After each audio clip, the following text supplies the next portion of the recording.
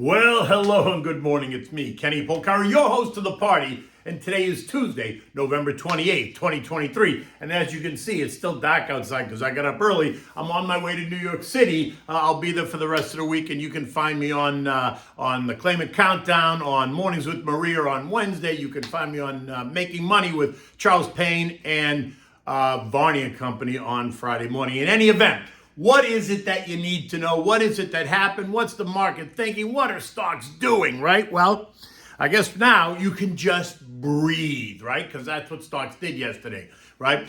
And that's what global markets seem to be doing yesterday and again today. They're just breathing. There was a 5-year bond auction yesterday, and it was strong. Today, there's a 7-year bond auction, about $39 billion. Cyber Monday yesterday is suggesting that we spent more than the estimated $12 billion, but the tally's still being counted. Central banks around the world remain non-committal. And what do we have for dinner tonight? Well, it's a dessert. It's Nana's Cheesecake. I made it over Thanksgiving. I posted a bunch of pictures, and everyone wants the recipe, so here it is. Now, stocks finally gave up, right? All the indexes ended just a bit lower. Not dramatic, but they were all a bit lower. This after the 4-week rally that took it from an oversold condition to an overbought condition. Investors would have been putting money to work as if there was no tomorrow, have finally become a bit exhausted. The Dow gave up 57 points, the S&P lost 9, the Nasdaq was down 10, and the Russell down 6, while the transports gave back 190. Bond prices rose and yields fell yesterday. The $55 billion auction of 5-year bonds found strong demand, right? That's good. Sending the yield down by 7 basis points to end the day yielding 4.41%. This was as the 2-year $54 billion auction was not so well received, but that ended the day down 6 basis points, yielding 4.88%. The 10-year bond, which was no auction, fell by 8 basis points to end the day yielding 4.4%. The TLT rose by 1.7, the TLH rose by 1.2, and the iShares aggregate bond fund rose by 0.5%. Today, there is a $39 billion 7-year bond auction, so let's see how that goes, right? 7-year bonds are currently yielding 4.448%. The biggest underperformers yesterday in the 11 broad sectors were industrials, communications, and healthcare, while utilities, consumer staples, and real estate were the day's winners. And not dramatically, but they were just slightly higher on the day. Retailers, which you might have thought would have caught a bid post a strong spending all weekend, did not. The XRT fell by 0.6% on the day. Amazon, though, did rise by 7%, Wayfair up by 7%, Shopify up 6%, Etsy up by 3%, as the excitement built over Cyber Monday, which is so much more than just cyber, which happened yesterday. And all of these names are quoted higher again this morning. The estimates for Cyber Monday called for us to spend $12 billion, which would have been a 6.1% increase year over year. Early reports this morning are suggesting that we spent more than $12 billion, but the tally is still being counted. For the week now, known as Cyber Week, Americans are expected to spend more than $37.2 billion. But we're going to have to wait till next week to learn what that number really is, right? And cyber doesn't really mean just tech. It means everything now. Today, apparently, is now called Travel Tuesday. Not sure when that happened. I'm really not. I had to Google it to find out.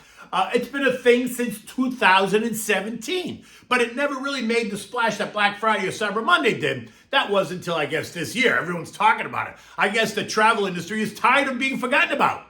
Now, Travel Tuesday is to the travel industry what Black Friday is to retail and Cyber Monday is to tech. It's the day where apparently you can find travel-only deals offered by anyone in the industry. Airlines, hotels, tour guides, travel agents, etc., right? Now, on the economic front, we learned that new home sales fell by more than expected, down 5.6% versus the expected negative 5.1%. The Dallas Fed manufacturing survey, that was weaker too, down 19.9% versus the expected negative 16%. Later in the week, we're going to get plenty of other opportunities to decide whether or not the inflation story is cooling off and the economy is slowing or not, right? Remember, GDP is supposed to be 5%. Doesn't suggest a slowing economy. And all this did was give some investors another reason to embrace the idea that the slowing economy is going to hasten those Fed cuts that some are screaming for, even as the Fed continues to tell us and them that it is not the plan. But those bets have sent stocks higher all month, and while sending volatility lower, right? Recall yesterday I told you that the VIX, the fear index, is now trading at levels not seen since 2020. Right? Yesterday it closed at 1269, down 46% off the October high, which tells you two things. First, it tells you that there's massive complacency, which should concern you just on the face of that. And second, it tells you that you can buy rather cheap insurance, right? The VIX ETF is down 36% during that same period. And this morning, you could buy for about $17.50 a share for what I think is very little risk. I mean, can we get any more complacent than we are? I don't think so. And if we get a headline that challenges the current narrative, the VIX and the VIXI are going to shoot higher as stocks fall. So as you lose money on your long positions, you'll make money on the VIXI ETF, thus the term hedging your position, right? Now, let's move on. Oil, which we've been discussing ad nauseum, fell again yesterday, losing 70 cents to end the day at 74.86 a barrel. The headline is that the Saudis are asking other OPEC Plus members to cut their output, right? That was all in yesterday's note. You can find it there. But those other members are resisting. Think Angola and Nigeria, not interested in cutting their production. Look, while the Saudis and the EIA and a few U.S. Big investment banks like J.P. Morgan are calling for demand to outstrip supply and for the prices to rise beyond $100 a barrel, that story appears to be changing, or at least that's what they want us to believe, right? We now have seen a 17% drop in oil since October. The IEA, not the EIA, the IEA, it's a different organization, is now predicting that the world has plenty of supply going into 2024 and that they anticipate the emergence of a new supply surplus just when the economy is expected to slow, according to them. And if all of this comes true, well, then maybe those guys calling for rate cuts are onto something. I'm still not convinced. I'm just not convinced. I don't know if you are, but I'm just not convinced yet. Now, oil's trading below all three trend lines. It's now in that $70, $76 trading range. And you know how I feel about it, right? Crown Prince Mohammed bin Salman is not happy. So my money says that he's got something up his thob, right? A thob is that ankle-length garment that Arab men wear. It's also called a thobe, I guess, or a kameez. But only time will tell whether or not he's got something up there or not. We're going to find out probably any day now.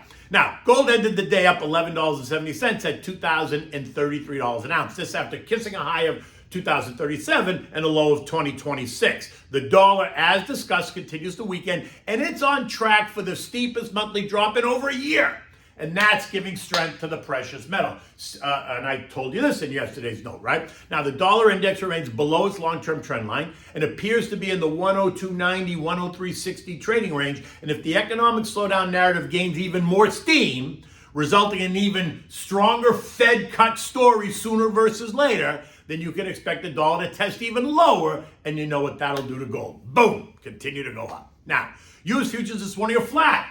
The Dow's up 11, the SP's down 3, the Nasdaq's down 25, and the Russell's down 1. Really nothing to speak about. The sense is that the November rally is running out of steam. It's kind of running on empty at the moment, and that we are running into resistance right here. Markets around the world are also taking time to digest the November action. Central bankers around the world all chiming in, saying that monetary policy remains uncertain.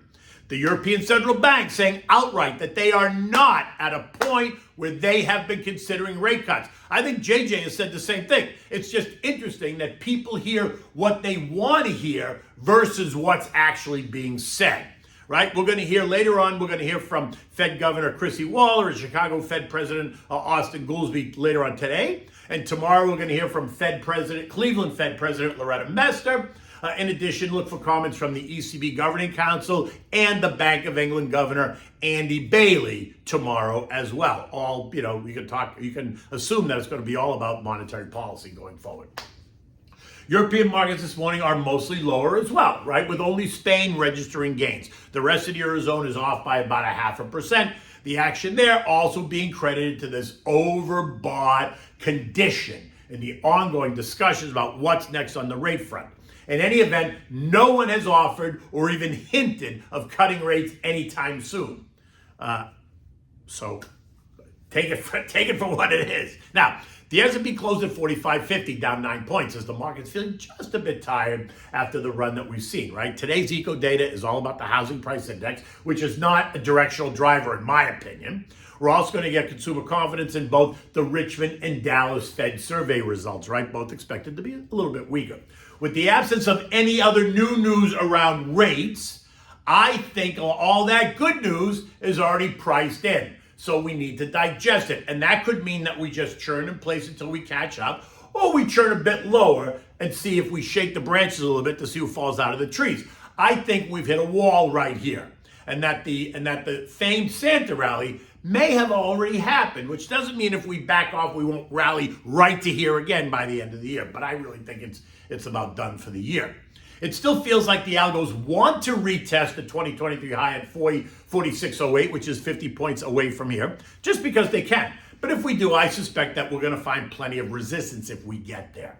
Now, remember, if you're invested, you're good, right? You're participating. If you have money to put to work, be patient. You can leave it in your government money market fund at 4.5%. And if you're just starting out, go slow. Create your thesis. Begin by feathering it in. Time is on your side. Remember, there's always a starting point, and it's a long game. Where you end doesn't depend on where you start. It depends on how you play the game while you're in it. I'm happy to discuss it. Give me a call at any time. Okay. So here's Nana's cheesecake. This is so delicious, and it's creamy, and it's going to become a holiday staple. It'll become just a regular family staple, right? Now, like I said, I made this last week before Thanksgiving, and I posted some pics on the internet. You can find it on my Twitter at @KennyPolcari. And so then I promised to give you the recipe because everyone's asking me, how do you make it? How do you make it? Right? So this recipe is, again, reminds you of my grandmother because it is her recipe. It will bring a smile to your face and will quickly become a staple on your dessert table, along with the other Italian pastries that you're going to serve, maybe like cannolis and profiteroles and sfogliatella and pagini and pastasciotto, right? The Christmas version has a twist, though. It uses eggnog instead of milk, and it is so good, but we'll get to that in a second, so you'll see. So now preheat your oven at 375 degrees. For the crust, you're going to need 1 1/4 cups of flour, 1 1/4 teaspoon of baking powder, 1/4 cup of sugar, 1 stick of melted butter, 1 beaten egg, and 1 teaspoon of vanilla. Put all those ingredients into a deep dish, a pie dish, right? And mix it directly using a fork. Once it's formed, use the back of a tablespoon and gently spread it out all along the plate and up the sides, right? Now, to make the filling, you need 16 ounces of Philly cream cheese, 2 beaten eggs, 1 cup of sugar, 1 tablespoon of flour, 1 1/4 cups of whole milk, and 1 teaspoon vanilla. Combine all those ingredients into a blender and mix it well. Now just pour this mixture directly into the crust. Sprinkle it with cinnamon on top and then place it in the middle rack in the oven. Bake it for 35 minutes. Take it out. It's going to appear a little bit shaky. Don't worry. As it cools, it becomes solid and creamy. Refrigerate it once it's cooled, and when you're ready to serve, you can serve it just plain, or you can serve it with any fruit topping you like. I like it just plain. I don't put anything on it. It's just got the cinnamon on top, and it's so nice and creamy. It's unbelievable. In any event, if you're gluten-free, you could just use gluten-free flour to make that crust. And if you want to do it without the crust, just make the filling, pour it into a greased baking pie dish, put it in the oven, bake it just like I said, take it out, and then you can eat it without the crust. You can serve it kind of in in little dessert cups if you want, because the filling is so delicious. In any event, it is Tuesday morning, not Tuesday evening. The sun's about to come up, and I'm on my way to New York City. So until tomorrow, take good care.